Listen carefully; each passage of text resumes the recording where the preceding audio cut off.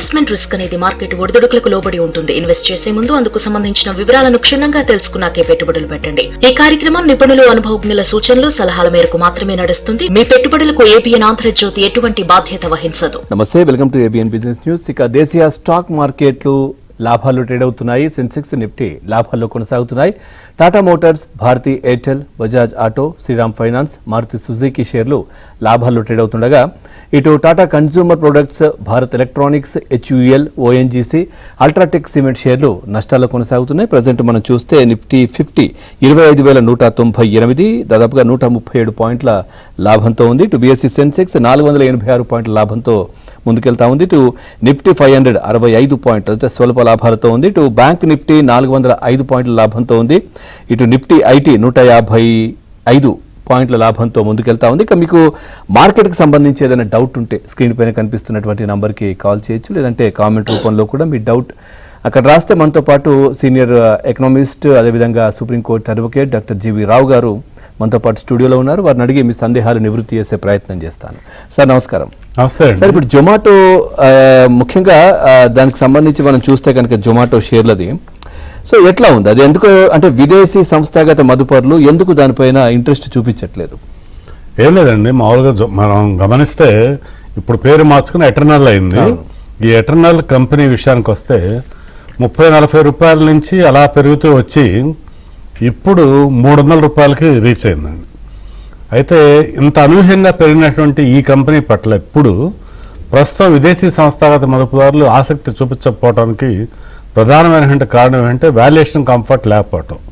ఇది 120 PEలో ట్రేడ్ అవుతుందండి. ఇప్పుడు 120-130 PEలో ట్రేడ్ అవుతుంది. బుక్ వాల్యూ కూడా ఒక 11 to 12 టైమ్స్ ప్రైస్లో ఉంది. అయితే మన దేశీయ సంస్థాగత మదుపుదారులు ఇప్పుడు కూడా దీనికి ఎంతో మద్దతుని ప్రకటిస్తున్నారు, కానీ వాల్యుయేషన్ కంఫర్ట్ లేనందువల్లే విదేశీ సంస్థాగత మదుపుదారులు దీనికి దూరంగా ఉన్నారు. నిజానికి మన రిటైల్ ఇన్వెస్టర్స్ కూడా ప్రస్తుత రేట్లో దీన్ని అవాయిడ్ చేయటమే మంచిదండి. ఇప్పుడు ఇక్కడి నుంచి ఏంటంటే కాస్త ఏదైనా మార్కెట్లో కరెక్షన్ వచ్చి ఇక్కడి నుంచి కనీసం ఒక 10 to 12% తగ్గినప్పుడు మాత్రమే మళ్ళా ఫ్రెష్ ఎంట్రీ తీసుకోవటం మన రిటైల్ ఇన్వెస్టర్స్కి కూడా చాలా బెటర్ అండి.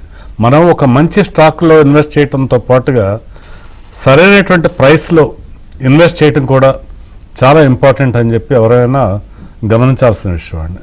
మన ప్రోగ్రాం ద్వారా చాలాసార్లు ఎటర్నల్ విషయంలో 200 నుంచి 250 మధ్యలో ఎన్నోసార్లు ఇన్వెస్ట్ చేయొచ్చు అని చెప్పాం. అయితే ఇప్పుడు లాభాలు స్వీకరించాల్సినటువంటి సమయం. ఎవరైతే అంత తక్కువ రేట్లు ఇన్వెస్ట్ చేశారో ఈ 300 రూపాయల స్థాయిలో ఇప్పుడు ఒకసారి లాభాలు స్వీకరించి మళ్ళీ తగ్గినప్పుడు ఇన్వెస్ట్ చేయటం బెటర్ అండి. రైట్ సార్, శివప్రసాద్ గారు ఉన్నారు కాలర్. ప్రసాద్ గారు నమస్కారం. Good afternoon sir. Ramu sir. నమస్తే అండి. సార్ నేను ఒక 2 స్టాక్స్ గురించి తెలుసుకోవాలి సార్. ఒకటి తేజాస్ నెట్వర్క్ సార్. యాక్చువల్ గా నేను అప్పుడు కంపెనీ ఫండమెంటల్స్ అన్ని బాగున్నప్పుడు తీసుకొని ఉన్నాను sir last year. Okay. Around 1140లో తీసుకొని ఉన్నాను సార్.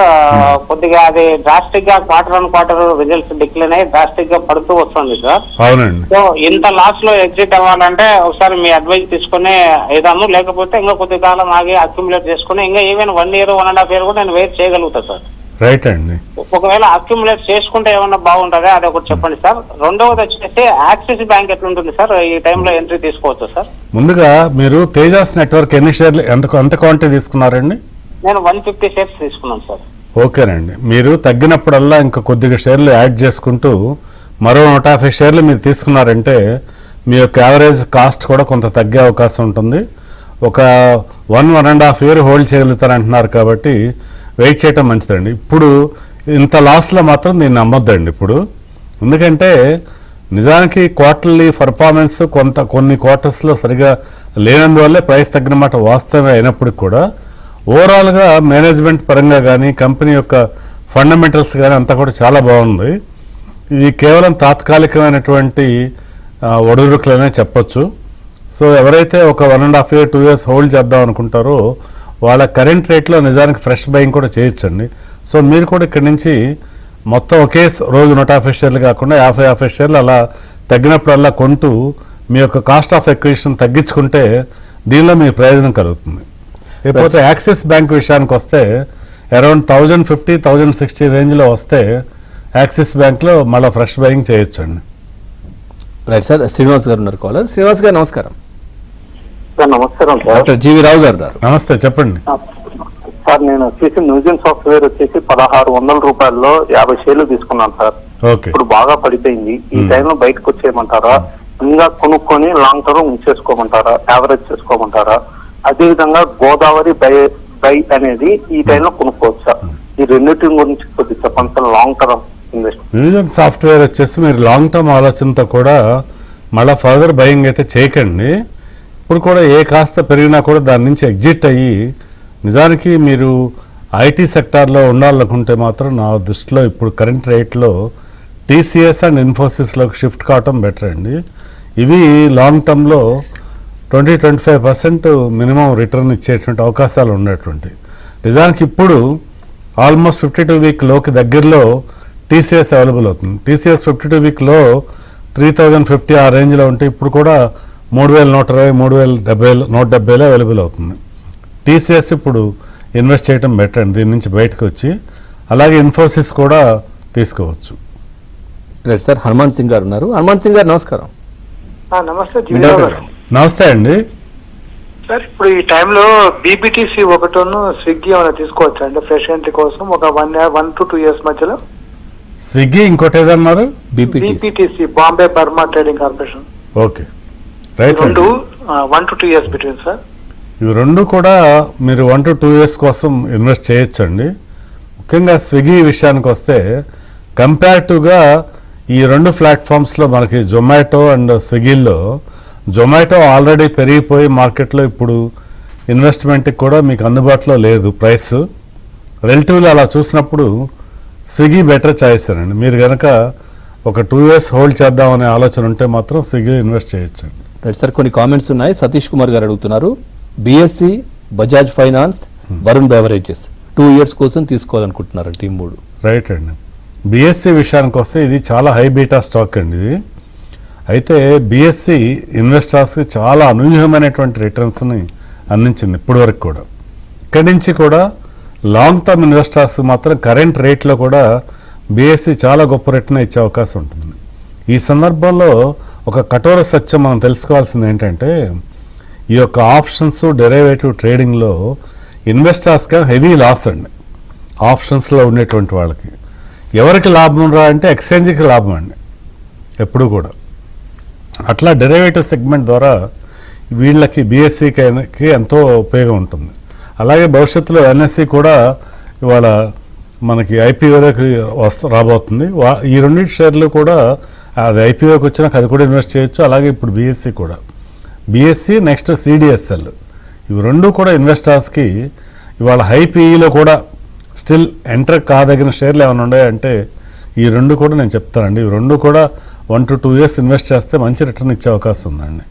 అలాగే ఇంకేదో అడిగినారు మీరు దాంతోపాటుగా Varun beverages. Varun beverages long term కోసం డెఫినెట్గా బై చేయొచ్చు. ప్రస్తుతం చాలా తక్కువ రేట్లోనే అవైలబుల్ అవుతుందని చెప్పొచ్చు. సో వరుణ్ బెవరేజెస్ కూడా పరిశీలించండి. బజాజ్ ఫైనాన్స్ కూడా లాంగ్ టర్మ్ కోసం బై చేయొచ్చు. రైట్ సార్, శ్రీధర్ గారు ఉన్నారు కాలర్. శ్రీధర్ గారు నమస్కారం. మీ డౌట్ అడగండి. నమస్తే సార్. మీ డౌట్ అడగండి. నమస్తే అండి.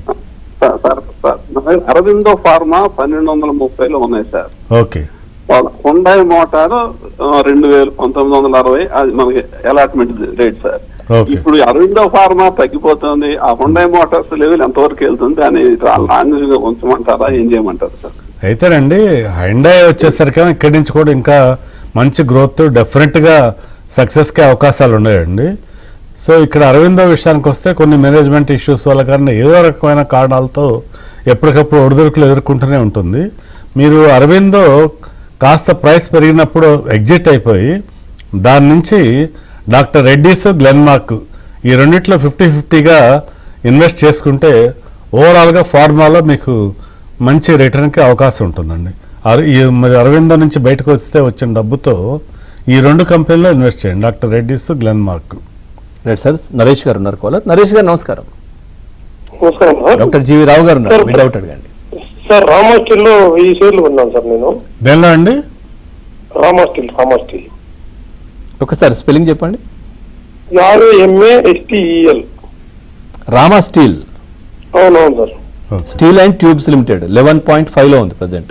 అవును సార్ అది ఇంకా నేను కొనాలనుకున్నా, కొనొచ్చా, లాంగ్ టర్మ్ ఏది బెస్టా కాదని అడిగేది వచ్చేసాను. అయితే రామా స్టీల్ మీరు ఇప్పుడు ఫర్దర్ బయింగ్ అయితే అడ్వైజబుల్ కాదండి. ఇవన్నీ ఇప్పుడు దీనికన్నా కూడా ఇప్పుడు మీరు ఒకవేళ ఈ లైన్లో మెటల్ సెక్టార్లో ఉండాలనుకుంటే కాస్త ప్రైస్ తగ్గినప్పుడల్లా ఎన్ఎండిసిలో ఇన్వెస్ట్ చేసే ప్రయత్నం చేయటం బెటర్ అండి. రైట్ సార్, ఇందాక సిడిఎస్ఎల్ గురించి చెప్పారు, అదేవిధంగా మస్తాన్ రావు గారు అడుగుతున్నారు. ఒకటి సిడిఎస్ఎల్, అదేవిధంగా డిఎల్ఎఫ్ టైటాన్ కరెంట్ రేట్లో తీసుకోవచ్చా లాంగ్ టర్మ్ కోసం అంటున్నారు. లాంగ్ టర్మ్ కోసం మీరు అడిగిన ఈ రెండిట్లో సిడిఎస్ఎల్ బెటర్ చాయిస్ అండి. సిడిఎస్ఎల్ డెఫినెట్గా లాంగ్ టర్మ్ కోసం తీసుకోవచ్చు అండి. రైట్. అదేవిధంగా సార్ మనం చూస్తే కనుక ఈ రియల్ ఎస్టేట్ రంగం ఎందుకు డౌన్ అవుతోంది, తగ్గడానికి కారణం ఏంటి? అంటే మనం ముఖ్యంగా గత 2 రోజులుగా చూస్తే మార్కెట్ క్యాపిటలైజేషన్ దాదాపు ఒక 3,400 కోట్ల రూపాయలు డౌన్ అయింది. అది ముఖ్యంగా దీనికి కారణం మనం చూస్తే లోదా డెవలపర్స్ కానివ్వండి, ఓబ్రాయ్ రియాలిటీ కానివ్వండి, ఒక 2 to 3% ఫాల్ అవటం చూసాం. అయితే ఇవి గమనిస్తే ఏంటంటే ఇటీవల కాలంలో ఈ కంపెనీల యొక్క షేర్లన్నీ కూడా బాగా పెరిగాయండి. పెరిగిన తర్వాత వాటిలో కొంత ప్రాఫిట్ బుకింగ్ వచ్చిందనమాట. అయితే లాంగ్ టర్మ్ ఇన్వెస్ట్మెంట్ ఆలోచన ఇన్వెస్టర్స్కి ఈ తగ్గిన టైంలో ఈ లోదాలో కానీ, గోద్రేజ్ ప్రాపర్టీస్ కానీ, ఓబ్రాయ్ రియాలిటీ కానీ వీటిలో ఇప్పుడు ఇన్వెస్ట్ చేయటం కూడా వాళ్ళకి మంచి రేటుని అందించే అవకాశం ఉందండి. అందుకని ఈ పెద్ద రియల్ ఎస్టేట్ కంపెనీలు మంచి స్ట్రాంగ్ ఫండమెంటల్స్ ఉండేటువంటి వాటిల్లో అవి ప్రైసెస్ తగ్గినప్పుడల్లా ఫర్దర్గా మనం ఇన్వెస్ట్ చేస్తే లాంగ్ టర్మ్లో అవి మంచి ఫలితాలు ఇచ్చే అవకాశం ఉంటుంది. కాబట్టి ఇన్వెస్టర్స్ దీన్ని బయింగ్ ఒక ఆపర్చునిటీగా తీసుకోమని నేను చెప్తానండి. ఇట్లయితే లాభాల్లో ముందుకెళ్తున్నాయి. మనతో పాటు డాక్టర్ జీవి రావు గారు ఉన్నారు. సార్, ఇప్పుడు ఈ ఏదైతే బ్యాంకింగ్, ఐటీ షేర్ల పట్ల మదుపర్లు ఎటువంటి వైఖరిని అవలంబించాలి ప్రజెంట్ సిచ్యువేషన్? ముఖ్యంగానండి ఇప్పుడు మనం ఈ రెండు కూడా 2 డిఫరెంట్ ఆస్పెక్ట్స్లో వెళ్తున్నాయి. ఐటీ సెక్టార్ విషయానికి వస్తే ఒక విధంగా బాటమ్ అవుట్ అయ్యాయని చెప్పొచ్చు. ఇప్పుడు ఐటీ గత 2-3 సంవత్సరాలుగా ఎన్నో ఒడిదుడుకులు ఎదుర్కొన్నటువంటి IT sector present almost bottom out స్థాయిలోనే ఉన్నాయి. అందుకని చెప్పి మనం 2-3 ఏళ్ల క్రితం ఇన్వెస్ట్ చేసిన ఇన్వెస్టర్తో పోల్చుకుంటే ఈరోజు ఐటీ మేజర్స్లో ఇన్వెస్ట్ చేసే ఇన్వెస్టారు చాలా అదృష్టవంతుడని చెప్పొచ్చు అండి. ఎందుకంటే 3 ఏళ్ల క్రితం ఇన్వెస్ట్ చేసిన రేట్ కన్నా కూడా తక్కువ రేట్లో ఈరోజు పెద్ద పెద్ద కంపెనీలు అయినటువంటి TCS, Infosys, Wipro, HCl tech Mahindra వీటిలో వాళ్ళు ఇన్వెస్ట్ చేసే అవకాశం వచ్చింది.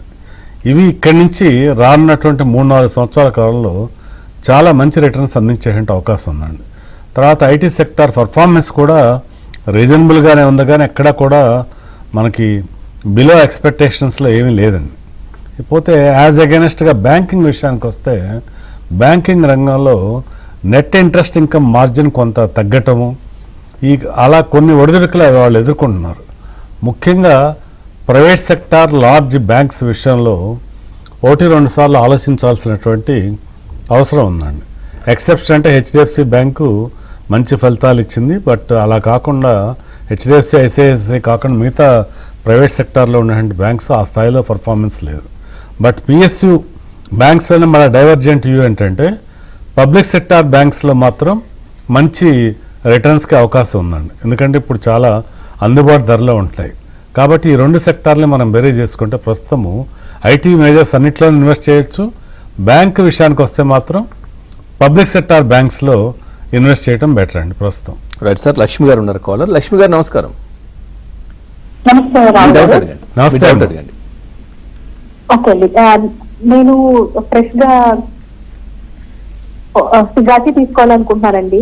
అలాగే పెయింట్ సెక్టర్ లో ఏషియన్ పెయింట్, బర్గర్, ఈ షేర్స్ లో ఆకోజ నోబెల్, ఈ మూడిట్లో ఏది బెటర్ సజెస్ట్ చేయగలరా?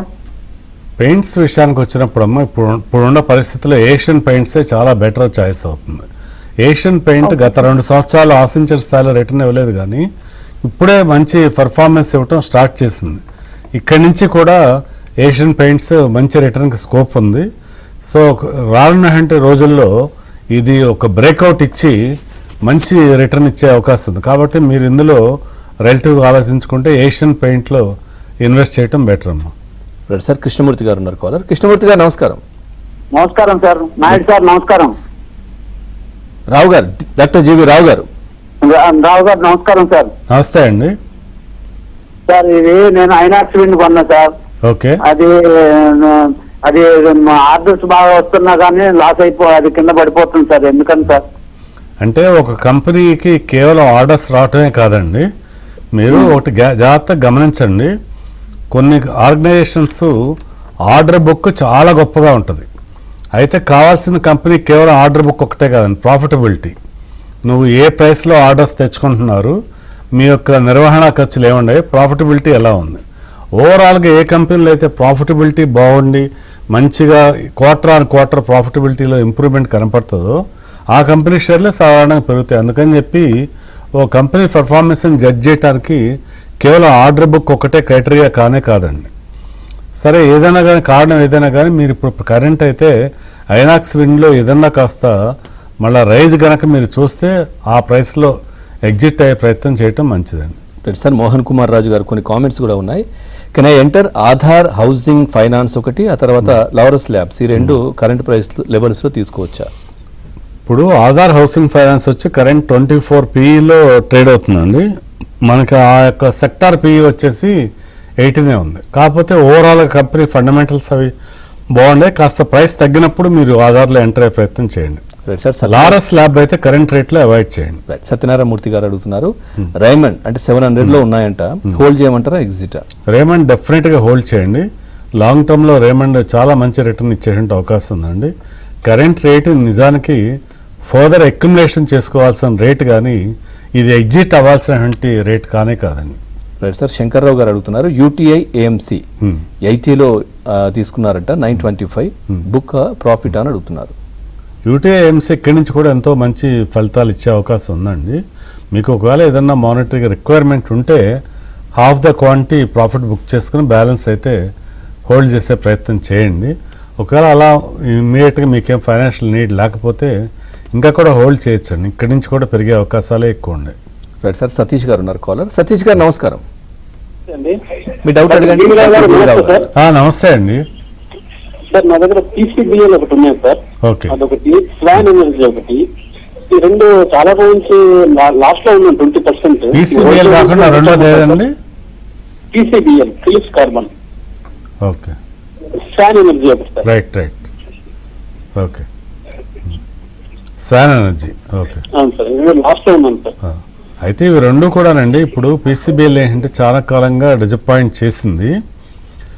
బట్ ఇక్కడి నుంచి ఏదన్నా కాస్త మార్కెట్లో అనుకొని రైజ్ వస్తే లాస్ని మినిమైజ్ చేసుకుంటూ ఎగ్జిట్ అయ్యే ప్రయత్నమే చేయండి. స్వాన్ ఎనర్జీ ఈ రెండు కూడా ఇవి బయటకు వచ్చే ప్రయత్నం చేసి, మీరు ఎలాగూ లాంగ్ టర్మ్ ఆలోచనతో ఎక్కువ షేర్లు ఇన్వెస్ట్ చేస్తున్నారు కాబట్టి ఇక్కడి నుంచి మనం ఇప్పుడు మాట్లాడుకునే వాటిలో కొంచెం క్వాలిటీ స్టాక్స్ ఏవైతే మాట్లాడుకున్నామో ఐటీ సెక్టార్ మేజర్స్లో కానివ్వండి, PSU బ్యాంక్స్లో కానివ్వండి, వీటిలో ఇన్వెస్ట్ చేసే ప్రయత్నం చేస్తే ఈ లాస్లు కొంత అక్కడ రికవర్ అయ్యే అవకాశం ఉంటుందండి. Right sir. కొన్ని కామెంట్స్ కూడా ఉన్నాయి. అంబిక గారు అడుగుతున్నారు, సినోరస్ ఫార్మా 525లో ఉన్నాయంట సార్, హోల్డ్ చేయమంటారా, ప్రాఫిట్ బుక్ అదొకటి. లీలా హోటల్స్ వచ్చేసి IPOలో వచ్చాయంట, సో హోల్డా ఎగ్జిట్ అంటున్నారు. లీలా హోటల్స్ చాలా ఎక్సలెంట్ అండి. ఇది లాంగ్ టర్మ్ కోసం డెఫినెట్గా హోల్డ్ చేయటమే మంచిది. ఇన్ఫ్యాక్ట్ కరెంట్ రేట్లో కూడా బై చేయొచ్చు. మీరు గమనిస్తే ఒకసారి ఈ సెక్టార్లోని ITC హోటల్స్ కూడా స్టార్టింగ్ డే 157లో లిస్ట్ అయ్యి లెస్ దాన్ 1 ఇయర్లో ఇప్పుడు 250 రూపాయలు ట్రేడ్ అవటం మనం గమనించాం. ఇలా హోటల్స్ కూడా లిస్టింగ్ డే నుంచి కొద్దిగా రైజ్ అనేటువంటి స్లోగా ఉన్నప్పటికి కూడా ఇక్కడి నుంచి బాగా పెరిగే అవకాశం ఉందండి. ఖచ్చితంగా హోల్డ్ చేయండి Leela hotels. Right sir. Shastri garu ఉన్నారు కాలర్. శాస్త్రి గారు నమస్కారం. ఏమండి టాటా టెక్నాలజీస్ ఇప్పుడు కొనొచ్చా? టాటా టెక్నాలజీ అవాయిడ్ చేయటమే మంచిదండి. ఏంటంటే టెక్నాలజీ షేర్లలో మిగతా వాటితో పోల్చుకున్నప్పుడు ఎప్పటికప్పుడు కూడా టాటా టెక్నాలజీ నిరుత్సాహకరమైనటువంటి ఫలితాలను ఇస్తూ వచ్చిందండి. ఇక్కడి నుంచి కూడా పెద్దగా గ్రోత్ పాత్ ఉండేట్టుగా మనకి ఏ విధమైన సంకేతం అందట్లేదు. అందుకని చెప్పి మీరు టెక్నాలజీలో ఒకవేళ ఉండాలి అనుకుంటే మాత్రం టాటా టెక్నాలజీ కన్నా కూడా టాటా కన్సల్టెన్సీ సర్వీసే ఎనీ డే బెటర్ చాయిస్ అవుతుందండి. Right sir. కొన్ని కామెంట్స్ ఉన్నాయి. వినోద్ కుమార్ గారు అడుగుతున్నారు, కెనరా బ్యాంక్ 116లో ఉందంట, రైట్స్ RITES 30లో ఉందంట, హోల్డ్ రైట్స్ ఎంతలో ఉందండి? 30లో తీసుకున్నారు, 30లో లేదండి. అసలు రైట్స్ 52 వీక్ లో కూడా అంత తక్కువ రేట్లో ఉండదు. మరి ఏదైనా మిస్టేక్ చెప్తున్నారు. రైట్స్ ఏంటంటే ఇప్పుడు సమ్వేర్ అరౌండ్ 250-300 రేంజ్లో ఎక్కువగా ట్రేడ్ అవుతుంది. ఇక్కడి నుంచి కూడా ఇంకా పెరిగేటువంటి అవకాశం ఉంది. కెనరా బ్యాంక్ విషయానికి వస్తే కెనరా బ్యాంక్ ప్రజెంట్ 106-110 మధ్యలో ట్రేడ్ అవుతుందండి. ఇప్పుడు కరెంట్ రేట్లో కూడా బై చేయొచ్చు కెనరా బ్యాంక్. మీరు ఒకవేళ 120లో కొన్నా కూడా ఇబ్బంది ఏం లేదు, హోల్డ్ చేయండి. ఫర్దర్గా కూడా యాడ్ చేసుకోవచ్చు అండి కెనరా బ్యాంక్ కరెంట్ రేట్లో. సమీక్ష గారు అడుగుతున్నారు sir, PC jewelleries long term కోసం తీసుకోవచ్చా? లాంగ్ టర్మ్ కోసం డెఫినెట్గా 5 years కోసం సార్.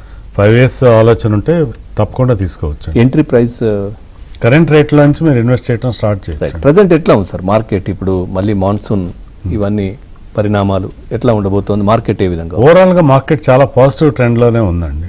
మనకి మధ్యలో కొన్ని రోజుల పాటు మాన్సూన్ అనుకున్న స్థాయిలో లేదని అనిపించినప్పటికి కూడా మళ్ళా కూడా అది ఆశించిన స్థాయిలోనే మాన్సూన్ ఉండటము, వ్యవసాయ ఆధారితమైనటువంటి రంగాలన్నీ కూడా ముందంజ వేసే అవకాశాలే ఉండే. అలాగే టారిఫ్ భయాలు కూడా తగ్గుతున్నాయి. ఓవరాల్గా మార్కెట్ చాలా పాజిటివ్గానే కదలాడే అవకాశాలు ఉన్నాయండి. సో రానున్న రోజుల్లో కూడా మార్కెట్ ఇన్వెస్టర్స్కి మంచి రిటర్న్ ఇచ్చే అవకాశం ఉందండి. Right sir. వీరారెడ్డి గారు ఉన్నారు. వీరారెడ్డి గారు నమస్కారం. రావు గారు నమస్కారం సార్. నమస్తే సార్, అండి. ఇప్పుడు టాటా మోటార్ బెస్టా కొనుక్కోవడానికి రిలయన్స్ ఇండస్ట్రీ బెస్టా సార్? నాది ఇంకొక మాట సార్, నా దగ్గర లారస్ ల్యాబ్ ఉన్నాయి, లాభం ఉంది, అమ్ముకోమంటారా సార్? లారస్ ల్యాబ్ ఇమీడియట్గా ప్రాఫిట్ బుక్ చేసుకోండి. పోతే మీరు అడిగిన Tata Motors versus Reliance industries రెండింటిలో ఒకదానిలో ఇన్వెస్ట్ చేద్దాం అనుకుంటే రిలయన్స్ ఇండస్ట్రీస్ చాలా బెటర్ చాయిస్ అండి. రిలయన్స్ ఇండస్ట్రీస్కే మొగ్గు చూపండి. Right sir. శ్రీనివాస్ గారు ఉన్నారు కాలర్. శ్రీనివాస్ గారు నమస్కారం. సార్ నమస్కారం సార్. మీ డౌట్ అడగండి. సార్, విశాల్ మెగా మార్ట్ ని లాంగ్ టర్మ్ ఇన్వెస్ట్మెంట్ చేయొచ్చా సార్? అలానే కేఈసీ ఇంటర్నేషనల్ సార్? ఇవి రెండు కూడా మీరు లాంగ్ టర్మ్ కోసం ఇన్వెస్ట్ చేయొచ్చు అండి. కరెంట్ ప్రైస్ నుంచి కూడా బై చేయడం స్టార్ట్ చేయండి, small quantities. So 2 to 3 years holding ఆలోచన ఉంటే రెండు మంచి రిటర్న్ ఇచ్చే అవకాశం ఉందండి. Right sir. చివరిగా గోల్డ్ గురించి ఏం చెప్తారు సార్? గోల్డ్ ఇప్పుడు మీరు గమనిస్తుంటే వరుస కన్సిస్టెంట్గా మధ్యలో కాస్త తగ్గినట్టు అనిపించినప్పటికి కూడా మంచి రిటర్న్ ఇస్తూనే వచ్చింది కన్సిస్టెంట్గా. రైట్. ఇప్పుడు కూడా ఫర్దర్గా కూడా బై చేయొచ్చు. రైట్. Thank you sir. మార్కెట్కి సంబంధించి చాలా చక్కటి విశ్లేషణ అందించారు. Thank you very much. ఇది వాటి